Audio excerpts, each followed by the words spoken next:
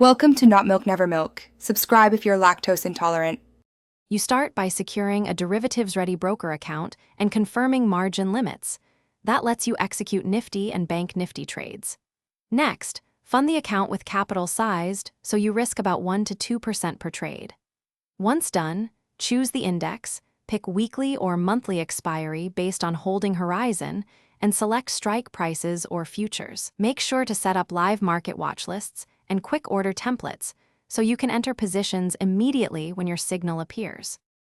You now focus on the trade mechanics. Use specific signals like RSI divergence, moving average crossovers, or clear support and resistance breaks to time entries. Then calculate position size using stop-loss distance and your risk per trade. That keeps losses predictable. Execute using limit orders for control or market orders when speed matters, and consider scaling in with 2 fills to improve average price. Once the trade is live, manage it with a predefined stop and a plan to trail profits based. You finish trades by executing your exit plan. Take partial profits at set milestones and use trailing stops to protect gains while letting winners run. After each trade, log the entry, exit, size, rationale, and how you felt so you can refine rules.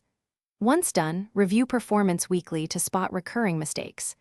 If things go wrong, pause adding new positions, cut sizes, and immediately check for external causes like macro news or index correlation shifts. Then adjust rules rather than chasing losses. Thanks for watching. If this was helpful, leave a like and consider subscribing. See you next time.